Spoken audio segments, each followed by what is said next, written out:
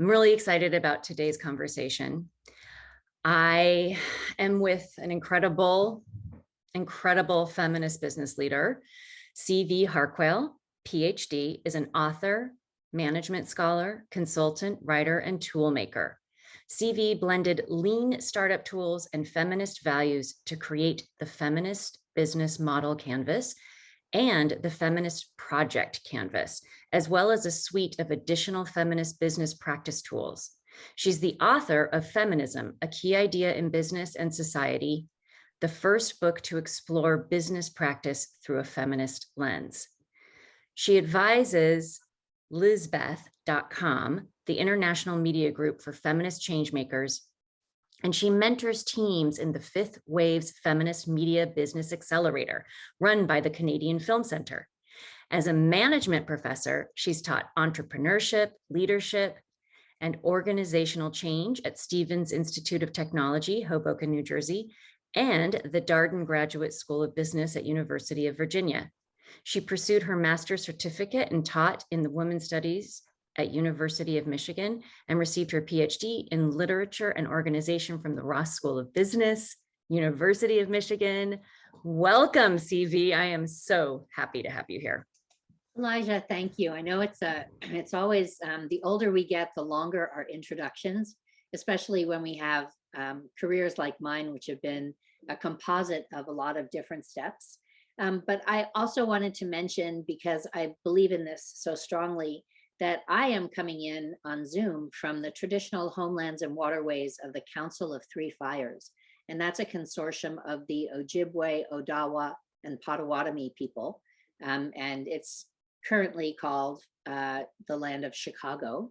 And I believe that as feminist business people, there are a lot of different rituals that we can use to get us and our participants and our conversants in touch with the reality that we live in. And for us as business people, it's always important to remember that our conceptions of business and our practices of business are based on centuries of stolen land, stolen labor, and stolen lives. And so when we understand that what we think of as the status quo or as convention is really fundamentally extractive, exploitative, abusive, hierarchical, all of those things, it's easier for us to realize that we're not only stepping into shit, but we're going to have to do a whole lot of things differently in order to create something that's new and better, where we all can flourish. And whether it's a land acknowledgement that we've learned from our siblings in Canada and in New Zealand, or it's a labor acknowledgement, which some of my Black feminist friends use, or even if it's just an orientation to, to this reality, air quotes, that we live in, it's important to start our work there so that we know that it's very meaningful, even though it can be very difficult. Thank you so much for that incredible explanation. And I have not heard of labor acknowledgements, so that sounds really powerful. Thank you for introducing that idea. Would you just say something, a short word about that? Because if I don't know, probably a lot of people don't know. So this is one of those things that I don't know if it's necessarily a great thing or if it's in fact cultural appropriation itself. But there are some groups now that are in the anti-oppression or diversity space, and they like to start by saying that we acknowledge that this company or this practice has been built by enslaved people, and practices of enslavement inform our management approach and that kind of thing. And sometimes they do it as an add-on to the land acknowledgement, and sometimes they do it instead of. And I know the first time I heard somebody do that, I was like, I had two reactions simultaneously. The first one was, of course. And the second one was, wait a second, my Indigenous and First Nations and Métis siblings created that and required that in Canada as an acknowledgement of a Canadian process for reconciliation. And I'm not sure that mimicking it or copying it is can we come up with a different routine or ritual? And then I decided that it really didn't matter, that really wherever we start, it doesn't matter which oppression or which system of domination we begin the conversation in, because all of them matter. Beautiful. I love that That's so where I end much. up on that one. Yeah, that makes it, sitting right now, listening to you, absorbing this for the first time, that is making sense to me. And I just, the word that comes to me is, disruption, right? We disrupt status quo when we have these acknowledgements. We have our brain go, oh, wait a second, what's going on here? Which is so important, because otherwise we're just, we're in the flow of the matrix. We're not necessarily questioning anything. And that's no judgment. And Mhm. I want us to question things. It's Yep. how we begin. So, Yep. okay, let's start this conversation. I would love for you to share with everybody what your definition of feminism is. I think that's really Okay. important. So I will start by saying first that it took me into the second draft of my book on feminism and business for someone to say to me, do you realize that you haven't proposed a definition of feminism? And I'm like, yes, I do. I have, it's a movement to end sexism, sexist exploitation, and oppression. And my friend said, actually, that's Bell Hook's definition, and you cite that. But what's your definition? And I'm like, insert swear word here. It's like, it never occurred to me to authorize myself to improve on Bell Hook's definition. And yet, there is more to be said. And so when I define feminism, I define feminism as a movement for all people to end sexism, sexist exploitation, and all oppressions. And that all usually has an asterisk. And then the next part is to establish political, economic, and social equality. And then finally, to create a world in which all living things flourish. And so that three-part definition is basically feminism addresses all oppressions, every single one of them, not just sexism or misogyny, but also colonialism, androcentrism, ableism, heterosexism, and on and on. And then the second part is that we're trying to address all those to create an equal playing field, an equal meaning that we're all equally human, not that we're all treated equally. And then the third piece is the part that most people are really surprised by, which is that the whole point of feminism is not simply to end oppression or to create equality, but it is to then build a world where everyone and everything can flourish by promoting and practicing feminist values. And so we're going to fix it, we're going to establish this, and then we're going to move forward into this different future. So that's my definition of feminism. I love it. I embrace it. I hope that I embody that. I think it's a definition that most people don't consider feminism to be. It's much more broad. I do think more and more people are having this all-encompassing, I don't know if you've seen this definition of feminism, to sort of, hey, we're growing up as feminists. We've learned so much. Perhaps this is my, we need to broaden. We need to fully embrace all the isms. Yep. All the harm that's being done. Yep. And one of the ways that I do try to clarify things once I've shared my definition is to explain that that I promote and I work within a framework that I call collective, inclusive, transformational feminism. And it draws on a bunch of different conversations in feminism that are 200, 300, 800 years old, but they all share the same characteristics. First, they address all systems of oppression, not just sex or gender-based oppression. They believe that liberation, or that the goal is for all of us to work together. So the idea of me using feminism to become the COO of Facebook, that's not feminism. That's something else.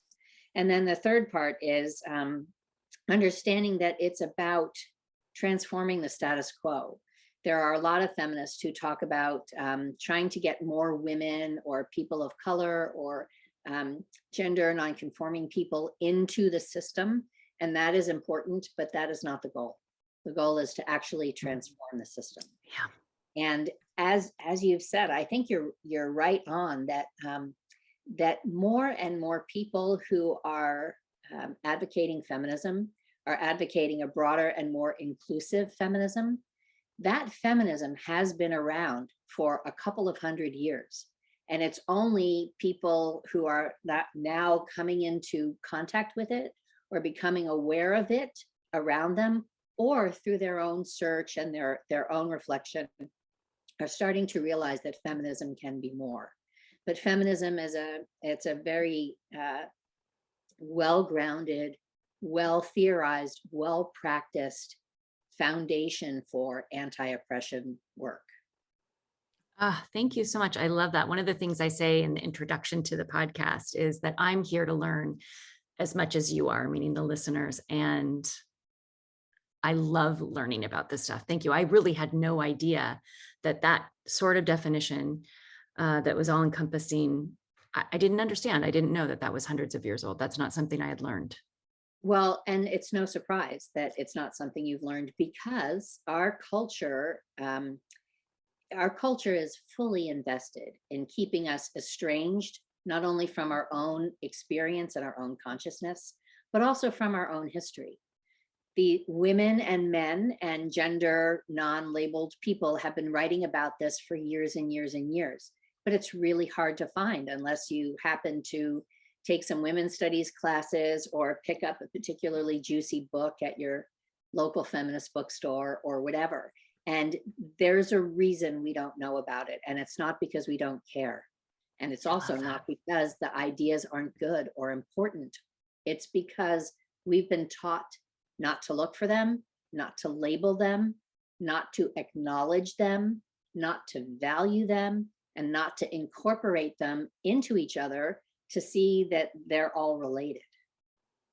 You know, even now we have a lot of conversation right now about diversity and equity and inclusion. And much of that conversation talks about race and racism, and particularly anti-Black racism. And yet there are all other forms of racism and all other kinds of oppression and difference that need to be included in diversity initiatives. But for whatever reason, and it's because we're weaker when we're separated, for whatever reason, Right. people take a single dimension approach to a lot of this work when it's multidimensional. Yes. Okay. I love this, that it's multidimensional and that we keep separate. And this is part of a longer conversation that we're going to have today around what you call the magic circle, and I've kind of referred to as the matrix. And I also have this growing list of what I call the paradigms of the patriarchy. And so the sort of top paradigm where I'm at right now, as I figure this out, is that the sort of overwhelming umbrella is binary thinking. Us, them, right, wrong, black, white. And so of course there are examples of, oh, the DEI is focused on Black people. That's coming from the status quo, that idea, right? Because it's binary, because here's us and here's them, and that's as much as we can figure out right now. Is what comes to mind when you say that. And so it's so interesting. And I think that what you said, I wrote it down. You said we're estranged from our own experience. That really hits me so hard. And it reminds me, of course, of the saying, we don't know what we don't know, which is one of the reasons why I'm having these conversations. Right. And how deeply our culture has embedded in us things that we consider truth versus belief. And we really don't know to question it until, I don't know, some miracle, sometime, obviously people are questioning things, thank goodness, but it happens differently for everybody. But otherwise we're just going along. And I will say, like, to this day, I say and do things that people are like, Elijah, that was very patriarchal. And I'm like, oh yeah, I mean, thank you for pointing that out, because I'm in it too, you know? So. Yep. Yes. So okay, let me just ask you this. Let's lean into these little Sandberg reference there, since you okay, let's talk about feminism and business and why you think it's important. Why is feminism important in business? Yeah, I think feminism is important to business, and also business is important to feminism. So if we start, why should business care about feminism? Basically, the world of business as we know it is broken. When we're inside it, it looks like it's working because we've taken all the broken bits and all the rotten bits and all the effluent and shoved it outside of our awareness. So we see the entrepreneur who's super successful and is on the cover of so many web pages. What we don't see is her broken health, her empty social life, her despair late at night because she's lonely. We just see the very selective view that the world wants us to see. And that's both at the individual level and at the corporate level. And even corporations that we think are pretty terrific, if you look really closely and if you look at the margins, they're also ill. They're also pushing outside of themselves. The sickness, the contradictions, the stuff that doesn't work, the waste, the abuse, they don't see it. And so I think that in general, if business and commerce is not working for us, that we need new ways of thinking about what it is we do together and how we organize our work together and how we provide for each other through our businesses. And feminism brings a couple of things to that party. It brings a history of a way of looking critically at the world. It brings an analysis of power, and that analysis of power, when you start thinking about who's in charge here, who's winning, who's being taken advantage of, who's losing in a business, then you start seeing some of the ills, some of the stuff that doesn't work. And then feminism also brings a whole set of values and desires about how we ought to work together, how it ought to feel when we're doing both the fun work and the drudgery, what it ought to be like when we exchange our resources with other people, what it ought to be like to earn a livelihood. And so feminism brings all that into the party. And what's been interesting, and this is something I've been tracking for like my whole career as an academic, there's a thing that I call in my book bro-appropriation, like the appropriation of these marvelous ideas for how we should work together or how we should run our business, that conventional business steals from and has stolen from feminists, Christians, Quakers, kibbutzes, software developers. Basically, regular business is really good at taking these alternative or better ways of thinking and then stripping all the political analysis, all the scary stuff out of them, and just taking kind of the meat and then putting it into the conversation. So in business, we have conversations about your calling and the meaning of work, which is great, except in conventional business, it's used to take advantage of you. Right. Or we talk about employee engagement, or we talk about work-life balance. But those things are all like to get more out of us. And we even talk about things that are so fundamental to feminism, like compassion and nurturing and care. And again, that's just to make sure we're functional enough that we can keep working. And so business knows that feminism and other alternative perspectives have a lot to offer, but they only want to take the part that doesn't challenge them, that doesn't make them make their position of power threatened. Right. So business really needs feminism if we're ever going to create a kind of economy that our planet can sustain and that our communities can sustain and that we can sustain as workers and creators. But on the flip side, and this is when I talk about this with feminists, they're like, what? when I say to them, feminism needs business. Feminism needs to take hold of the business conversation. And this is pretty radical to many feminists because for so long, feminism and business have been very separate because feminists look at business, see its exploitative nature, and say, I don't want any part of that. I'm going to go work on something else. But one of the things that's really true is that in our lives as individuals, but also as communities, business takes up a huge amount of our time and our lives. And so we spend a lot of our times in business, buying from businesses, interacting with business, but also our lives are patterned on business because even if we're not working for pay in a job, we're working in a nonprofit organization or church or a school that has all this business logic running it.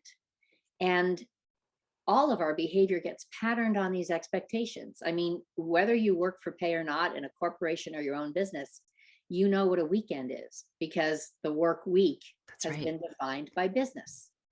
We know what profit is because costs have been defined by business. We know what success is because success has been defined by business. And if we feminists want to change all of those definitions, we have to take charge of this thing that is business.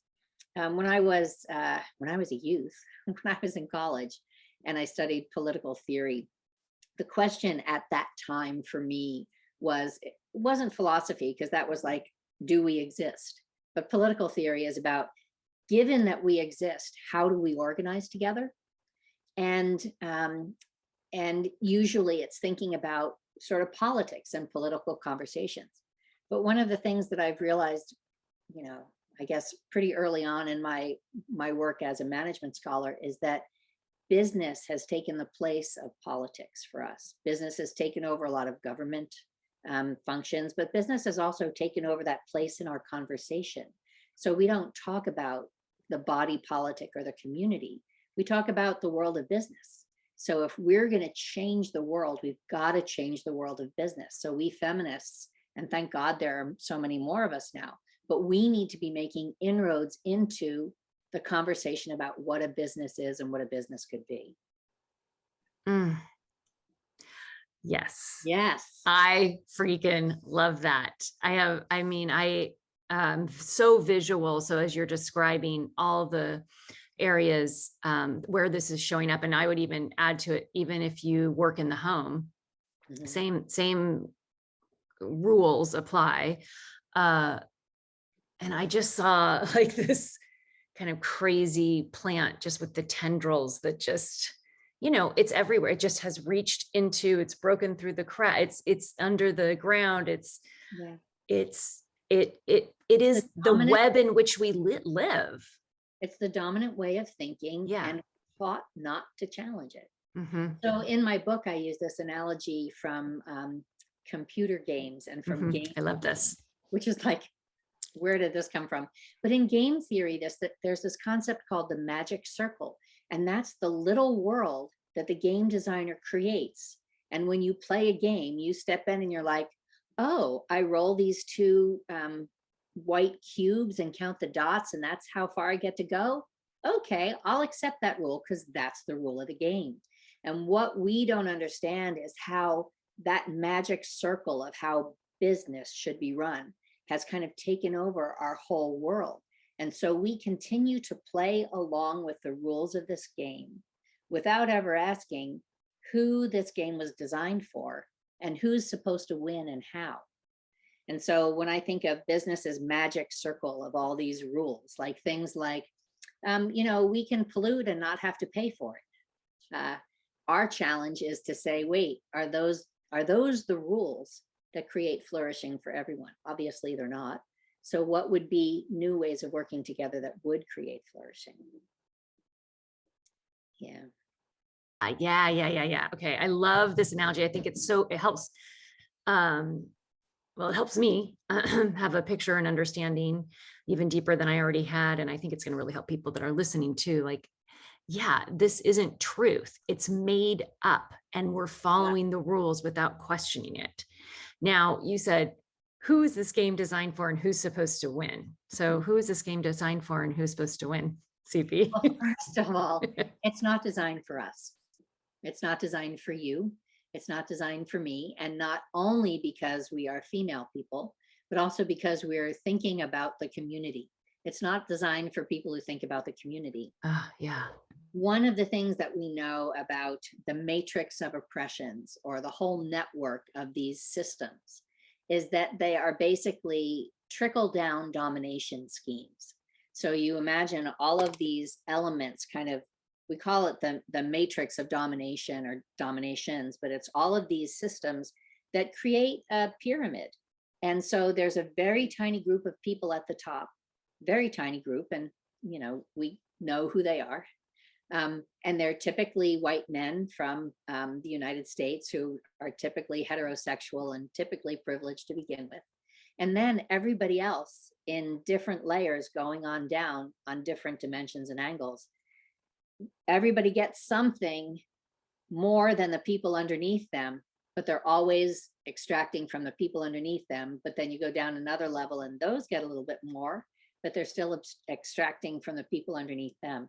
So it is like, there's that joke, patriarchy is a pyramid scheme, but it's all a pyramid scheme. And ultimately, the stuff that's craziest, I think, is that when you talk to the people who are at the very, very top, if you do, they not only can't see it, but they also can't see the ways in which it hurts them too.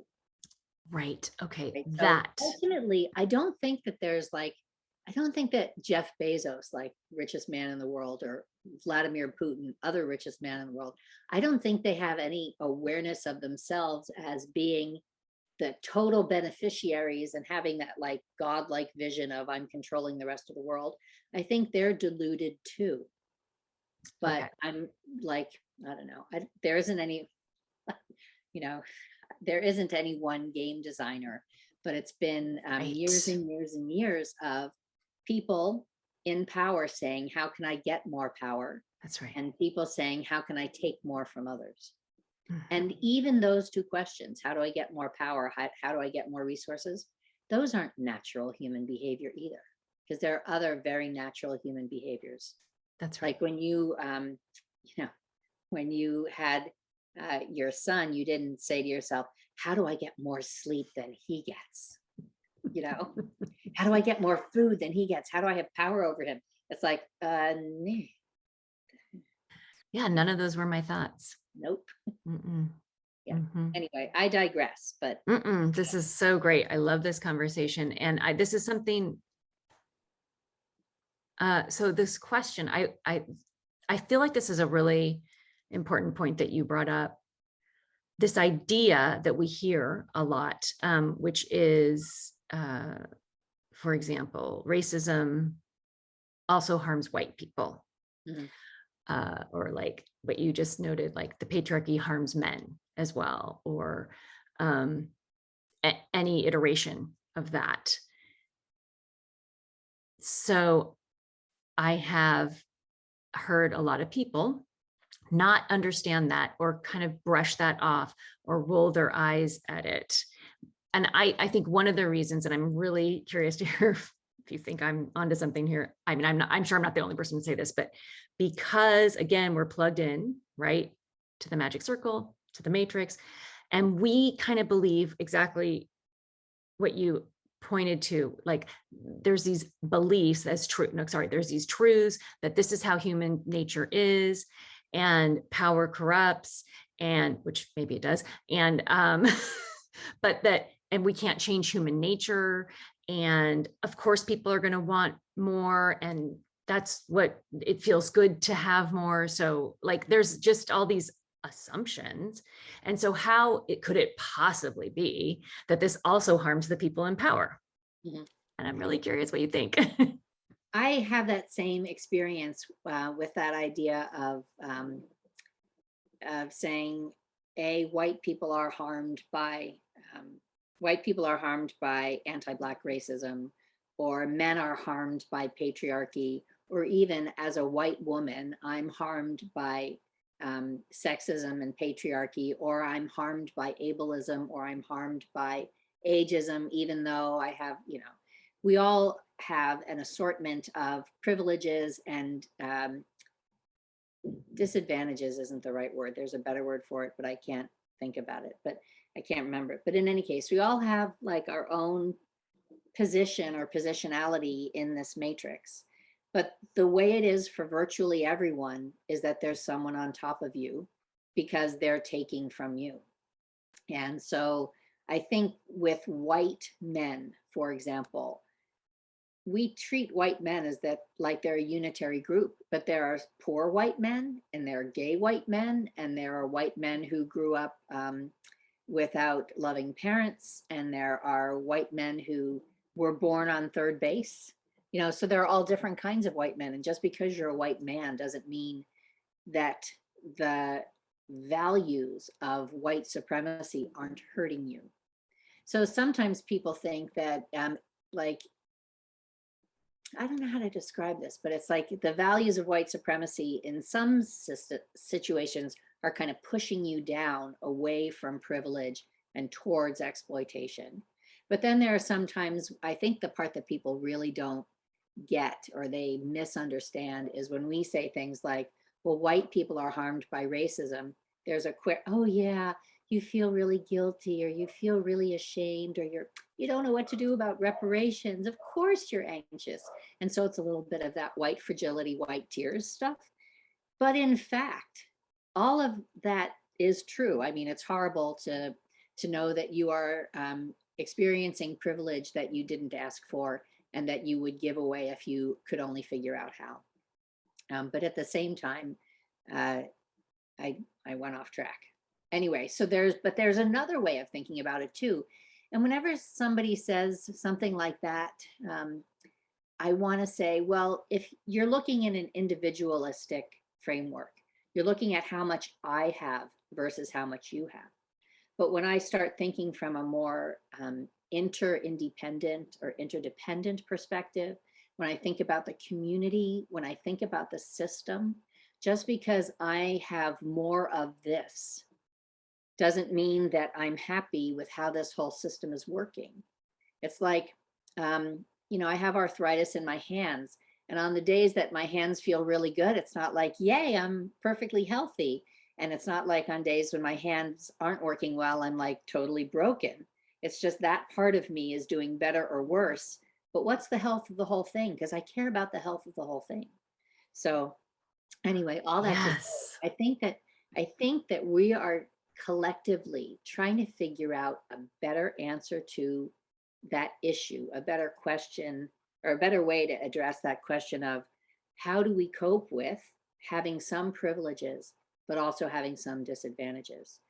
And Mm. this is sort of an old concept or an old comment, but many years ago, I was at a talk with a famous feminist law professor, and somebody said to her, well, you're a straight white lady at a top university and you're so well known, and how could you experience how is it that you're experiencing sexism or whatever? And she said, a gilded cage is still a cage. Mm. Mm. And so yeah, it's way nicer to be in a comfortable, comfortable prison, still a prison. Yeah. And I'm not saying that it's any better or worse than yours or that I should get in the front of the line or that, whatever. But none of us is free until all of us are free. And we have to get free at all different kinds of levels. And Right. just because I'm freer as a white person doesn't mean I'm free. Right. And just because I can help you get liberated in one dimension doesn't mean that we're all liberated yet. Mm-hmm. Anyway, that's a really long and not succinct But thing. I loved your answer, though. It's okay that, right, we don't have easy answers. I think that these are such layered and complex subjects, in part because we're learning them. We're learning a new understanding of the world and how to be in it, and how, we've been getting things wrong. And it's okay. Like, I don't want to judge, like, we didn't know what we didn't know, and here we are. And yeah, it's really helpful. And one thing that stands out to me in what you said is learning how to be a community, learning how to take care of all of things, the whole ecosystem, which, goes back to your definition of feminism, I think. And that feels like a really big cultural shift that I see I mean, we're not at the tipping point by But any means. feminists think about it all the time. Feminists think about it all the About time. it all the time because that's our worldview, is Mhm. to think about the community, to think Yes. about the system, to think about the wholeness of something.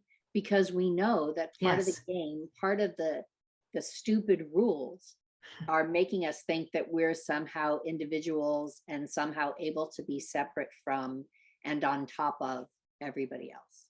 That's right. And Yeah. you can only do that if you stay in that warped mindset. Yeah. And you forget, for example, that you are so powerful and so effective at work because you have a wife or a partner or a whole lot of money taking care of you so that you can be there. You know, Yep. Elon Musk has 6 children now, and who's taking care of them? You know what? It's not Elon Musk. It's definitely not Elon Musk. So Yeah. Yeah. anyway, not to pick on poor Elon. Poor Elon. Yeah, that's how I say that every day. Poor Elon. But Sorry, Elon. one of the things that I think we'll get to Mhm. as we keep having this conversation are these succinct lines that we can use now to explain stuff. And there's one that's been going around the last couple of years that's been really helpful, I think, and that is that, I don't know the guy who said it, but he said, to a person with privilege, equality feels like oppression. And when you are able to say that, like somebody figured out how to say that, and you're like, oh, I get that. And I remember, and I alluded to this earlier, I remember somebody telling me about some guy in a business school. Oh, he was born on third base, but he thinks he hit a triple. And I'm like, I'm not into baseball. I'd never heard that before. And I'm like, Mhm. oh, and that is a perfect example of privilege. And if you take that guy who was born on third base and feels really good that he's there, and you walk him all the way back to home and make him start from there, he's like, he's like, whatever. Why are you doing this to me? You're making me get in the line with regular people. And that's Right. like, yeah, that's equality. Welcome to the program. Yep. Yeah. Oh, I hadn't heard that analogy and I love it. And I am a big baseball fan. I always say I'm a real patriarchy smashing, rabid Be a feminist baseball baseball fan. I love baseball. Okay. I love this. So I just want to pause and say thank you for this incredible conversation. Really excited. Just need to express that in this moment. I want to start thinking now and hear what you have to think about. So I'm going to put this in really simplistic terms, right? Ways of doing business that are causing harm. Obviously, we're not going to get to all of them, but let's look at a few. And then I really like to sort of, I want to see or hear some ideas of how we can do better and what can we do to start shifting the paradigm. Well, it's a hard question to even imagine answering. What are the things we're doing that are causing harm? Mhm. All of them. I mean, yeah. Okay. All of them. There is Yeah. virtually nothing that we're Mhm. being taught to do in conventional businesses to succeed in conventional ways that aren't causing harm. Mm. Full stop. Yeah. And even the nice things that we're being taught to do, like to use nonviolent communication at work, to listen, to allow people to have flexible hours. All of that is like putting band-aids on a body filled with sores. They ameliorate, but they never get to the full system or get down into fixing the real problem. I'll take them. If you can put salve on my wounds and make me feel better for a short time, bring it the fuck on, because it's painful. And if I can do that for you, I will, because it can be too painful, but we have to figure out the root cause of these things and address the root cause. So that's the ideal thing. One of the things I think that we do with a feminist approach to business is that we challenge two really profound concepts in business. One is the concept of success as growth, and the other is the concept of profit as the only motive for a business.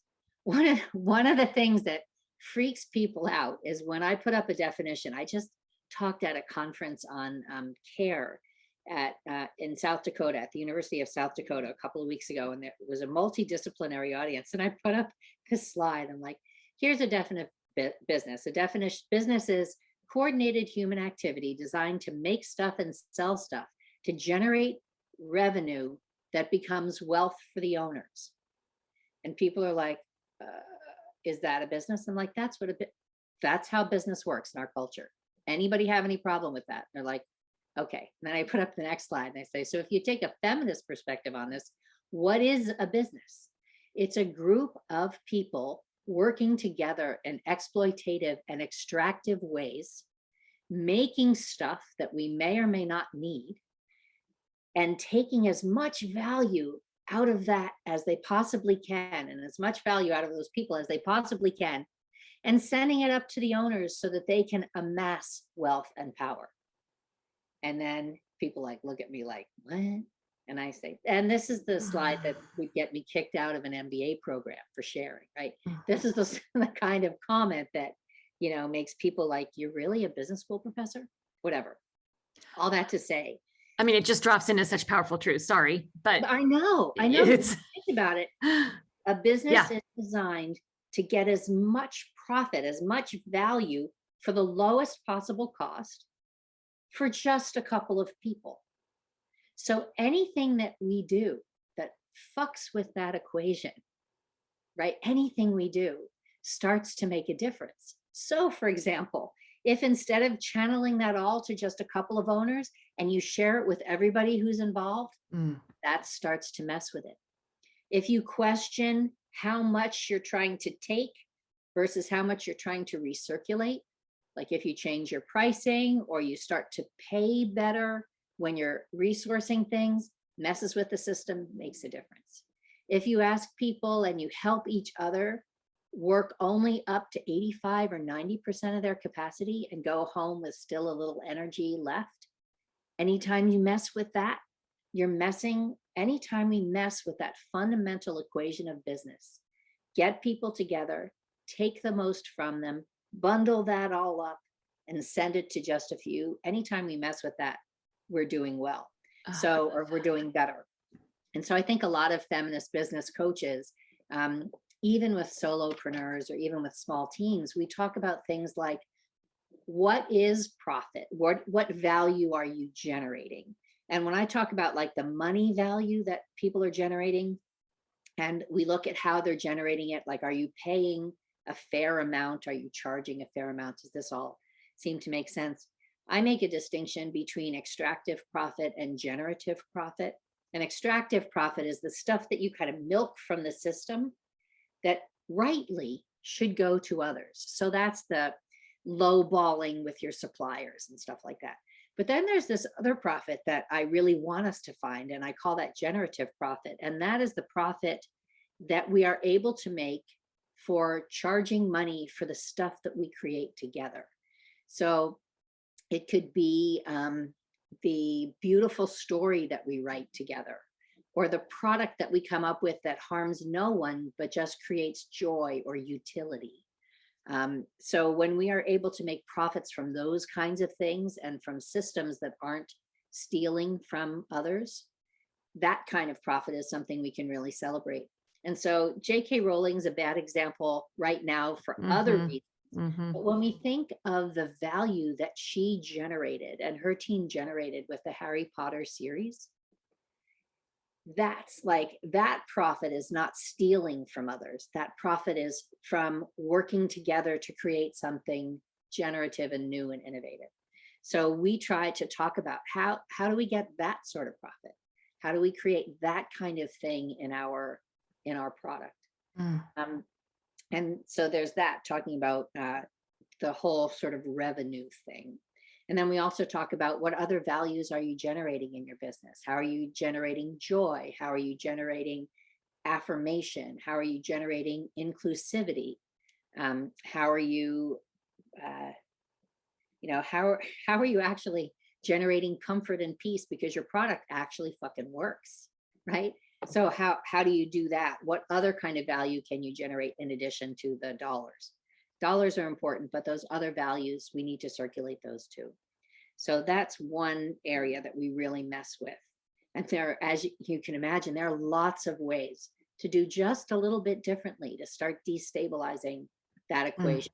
I love Then this. the other thing that we look at, and this is, kind of a big picture thing most of the time until we think about it in our day-to-day work, and that's this question of success and growth. So we historically in capitalism, we equate success with growth. You have to keep growing, growing, growing, more revenue, more customers, more product every quarter, every quarter, every quarter, despite the fact that there are limits to the resources. And also there are only so many people who want to buy a Peloton and work out at home. So are you surprised that after 2 years of people working at home and figuring out how to work out at home, that all of a sudden your sales are starting not to accelerate at the same rate? Guess what? You probably hit the total addressable market. Duh. Right? Or you're ExxonMobil or British Petroleum, and you're like, we need to start blasting the shit out of the tar sand so that we can get, other kinds of oil.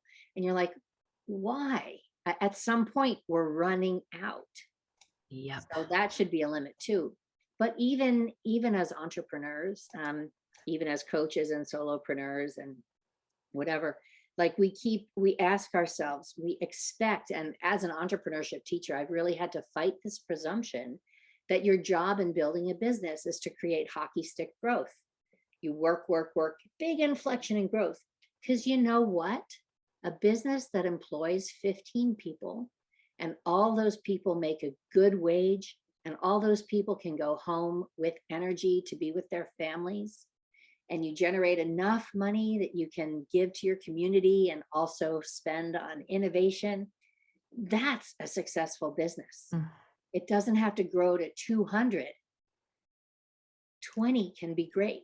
Now, in entrepreneurship, and we experience this a lot when we're trying to pitch ideas to business accelerators or to, I work with a lot of Canadians, and they're often pitching to the Canadian government to get money for entrepreneurship support programs. And they always want to know, like, well, how many businesses got to X kind of revenue? And you know what? Some businesses, if they get to $200,000 a year in revenue, that's great. Or they get to 2 million, that's great. They don't need 20 million. The world doesn't need more $20 million businesses where everyone is exhausted. What a radical so we idea. really have to be clear about what success is. And success isn't that sort of growth. It's not like the weedy kind of growth up there. Success is more of a holistic, I think, a holistic growth where we are deeply rooted in what keeps us all sane and happy and healthy.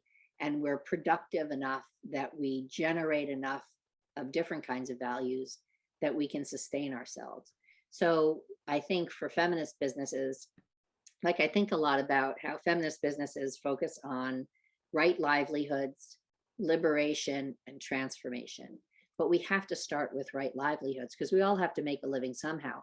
Right. So why not make a living doing work that's good in relationships with each other that are harmonious and mutual, with these expectations of, enoughness or thriving, but not like insanity.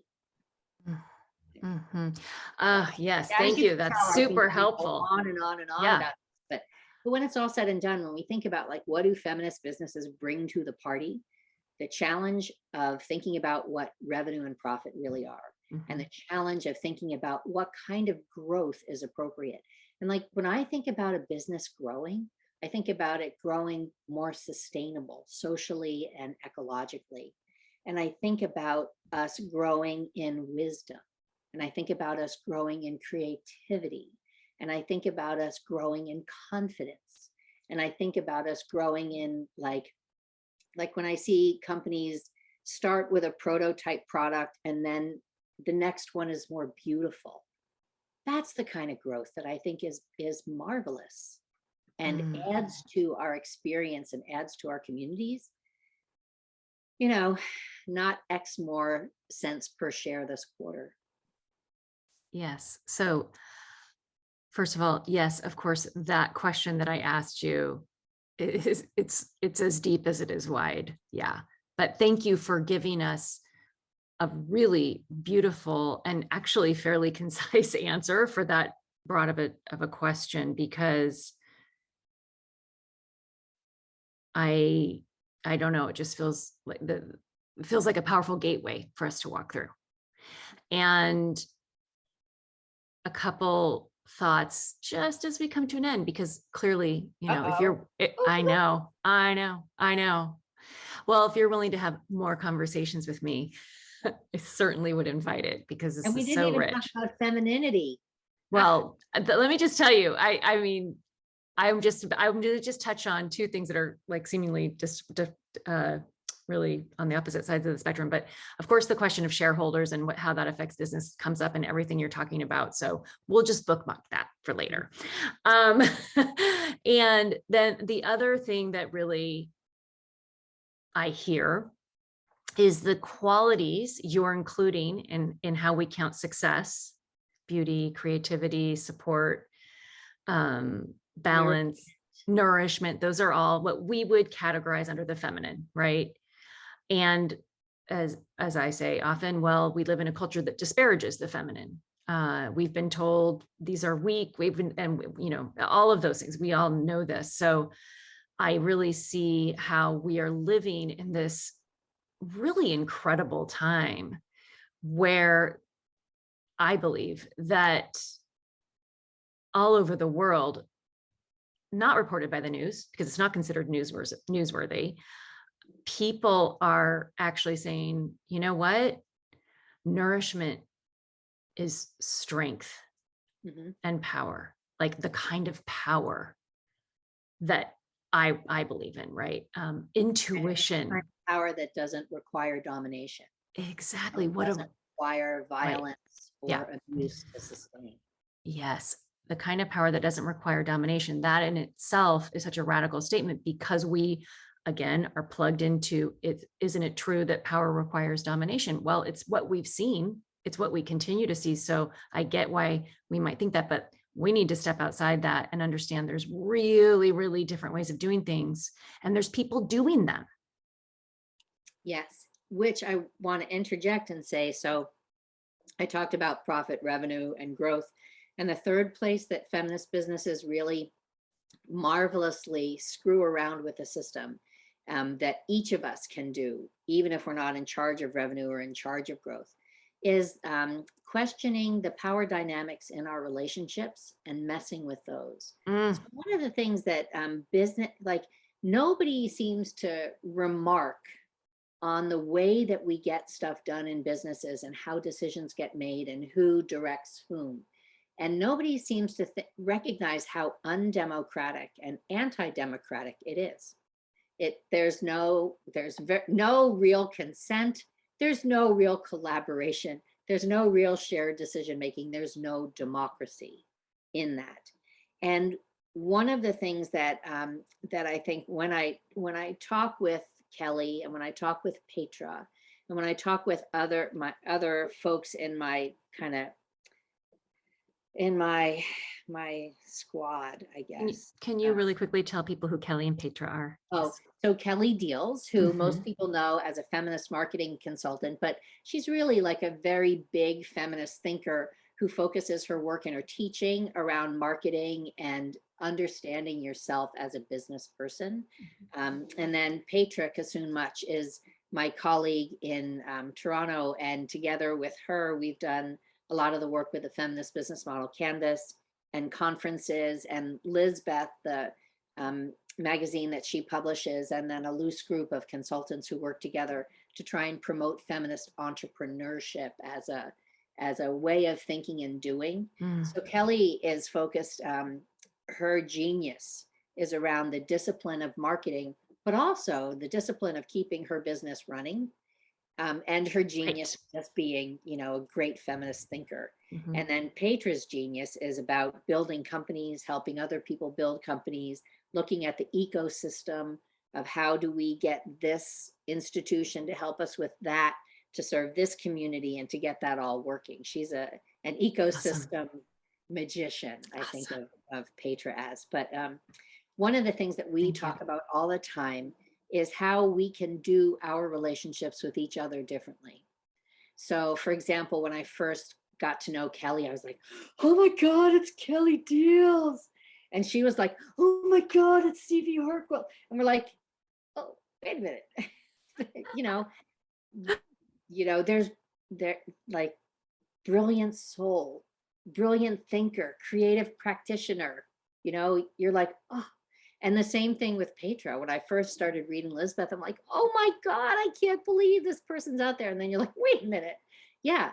And so teaming up together, and then also looking around in the ecosystem and saying, how can we help this person at that entrepreneurship center? How can we help them take over and transform things? But also, when we had this challenge with the Entrepreneurial Feminist Forum, which Petra and Lex Schroeder and I did for 3 years before the plague. And it was this conference in Toronto, and we wanted all these people to come to it and contribute their genius. And generally, people were willing to do it for free, but we insisted that no, they couldn't do it for free. And we had to figure out a way to pay everybody, because everyone needed to come and share their gifts as equals. So just because in any case, when it's all said and done, when people say, in my business, how can I mess with things? I can say, you can partner with the women and men and people you hire differently. You can construct your contracts and relationships with your suppliers differently. You can stop talking about them as target customers, like you're going to shoot them, and instead talk about them as your desired customers, or your best fit customers, or your co-conspiring customers. Or how about the people you serve? How about, well, serve is an interesting one, because serve still has a power. Yes, you're right. Yes. And so I do believe, when it's all said and done, that that in business relationships, they don't all have to be equal power, but they do have to be equal respect, and they have to be equally mattering. So in some, I might have more control, and in others, they might have more control, but the whole idea is that it works out, and that the only time you have more control or more say is when that's legitimate, not because you're threatening to withhold payment, or you're the white lady and they're a person of color. We don't want to do that. But I think that when we talk about relationships of mutuality, when we talk about relationships where we're explicitly trying not to dominate, and where we're really talking about, and we do this in our conversations about feminist business mentoring. Like, if you look at your position and I look at my position, and we're both equally valuable, how do I know when to take direction from you?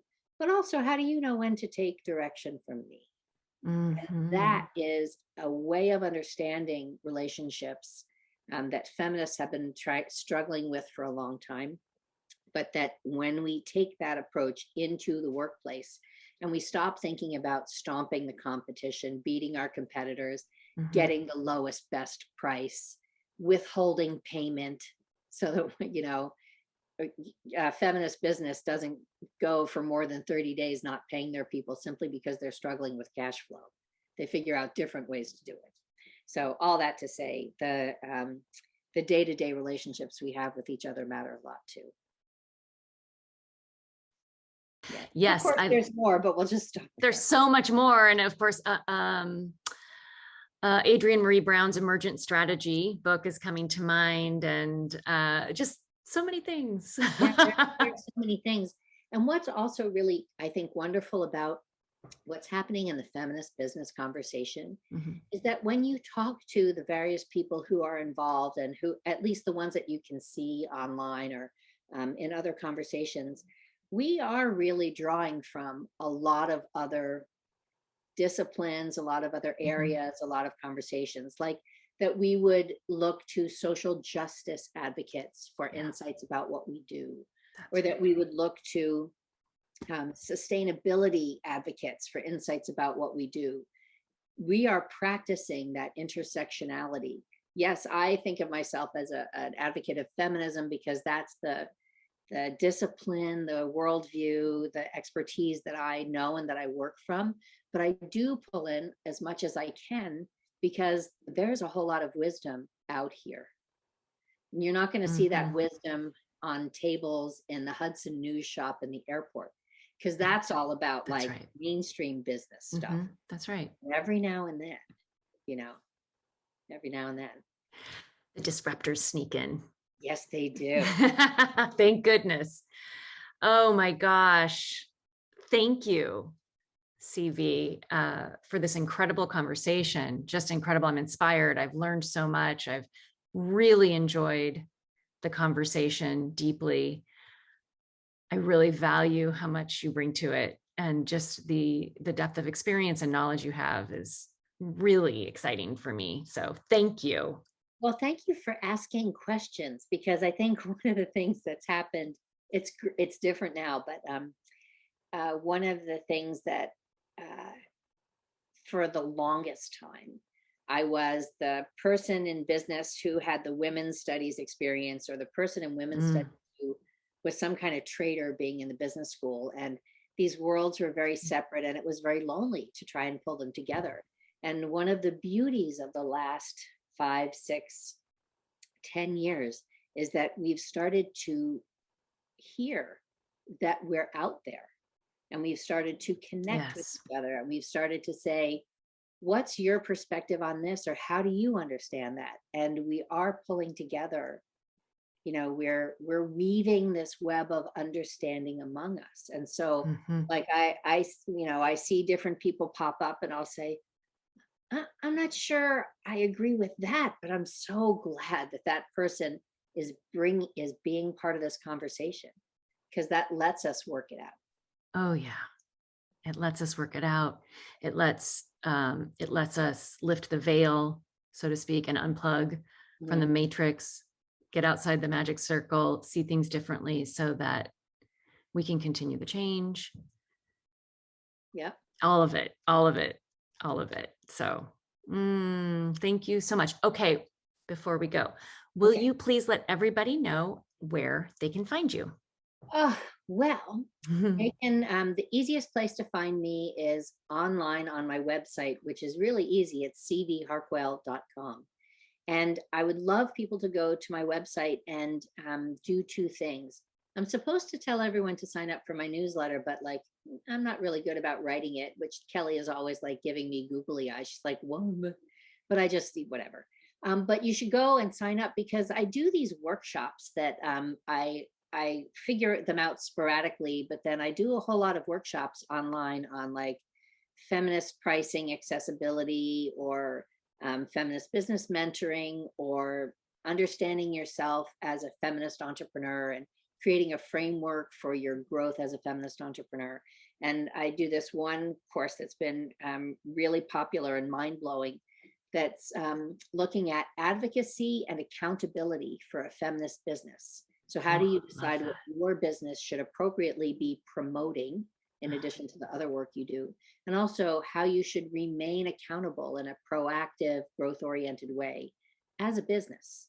And so I do those, and I just sort of figure out when it's time to do one, and then I send it out on my newsletter. But also on my website, I have a whole lot of stuff you can download for free. So you can get an introduction to the feminist business model canvas, or a PDF that's an FAQ of what's feminist business versus regular business and stuff like that. So there's just lots of stuff that you can find and read there. And that's a good way to just to get some more concepts under your belt. And um, not everybody likes to read as a way of learning, but I think that as feminists in the business world, we sometimes underappreciate it, because we don't like, literally, we don't have books about feminism in business. The fact that my book is the only one out there Mm-hmm. that says feminism in business in the title, it's like, are you kidding me? Mm-hmm. I know. But that stuff isn't there. And so I don't know that we know to read about it. You know, we'll read Robin Wall Kimmerer, and we should, like, go get braiding sweetgrass, because that's going to blow your mind, and then apply it to business. That'll blow your mind. But then there's also closer stuff, and we should be finding it. Like, I love it when people go to lizbeth.com, because Petra has so many articles on there about different entrepreneurs and their approach to building their business and connecting with their customers and being advocates and stuff like that. So there's a lot of stuff to see and read, in addition to the fun stuff of listening to the podcasts or being in different communities, either on Facebook or on Mighty Networks. But there is more and more stuff out there. Mm-hmm. And we should just be telling each other where it is. Totally. And I love that. place to start is my website, and it's easy to find me. And then I randomly, I get cranky on Twitter, and Okay, I good. don't very often go to Instagram, because I just get overwhelmed by how pretty everything is. Yes. Yeah. That's a podcast in itself right there. Yeah. Oh yeah.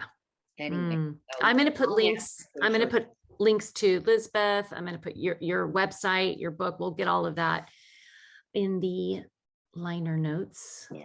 of the podcast, Yeah. so that If people can. I could get people to do just one thing, I Mm-hmm. mean, other than, you know, come download resources, I would encourage people to join a community.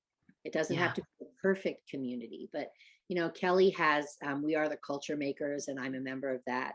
And Petra convenes a group that is the Feminist Enterprise Commons, the FEC. And we have these bi-weekly kind of business consciousness raising sessions on Fridays, and share articles and stuff. And you have your group on Facebook. Mm-hmm. And Lauren Elizabeth has a great Mm-hmm. group on feminist business. There are a bunch of them out there. Yeah. And all of these communities are just so rich and have something to offer. And it's like, we can't be in every single one, to, you know, because we have businesses to run and we have mortgages to pay. But at the same time, if you're in one, you can get enough nourishment and enough frisson, I guess. I want to say tickle, but it's more like that creative friction that makes you start thinking, that Yeah. brings that next question to mind. And I just, you know, feminism is a collective project. It is. So you need to find a community to Yeah. be part of, to help your feminism and the project, the movement to grow. Yeah. That's because that's why you do the work you do. That's why we do the work I do. Yeah. 100%. Not interested in doing it alone. And that's not the point. So yeah. Beautiful. Thank you so much. I hope you have a beautiful day. I hope everybody has enjoyed this conversation and gotten so much inspiration and ideas and new knowledge from it, as I know I have. And CV, I really hope to have you back on at some point. Yeah. Okay. Thank you.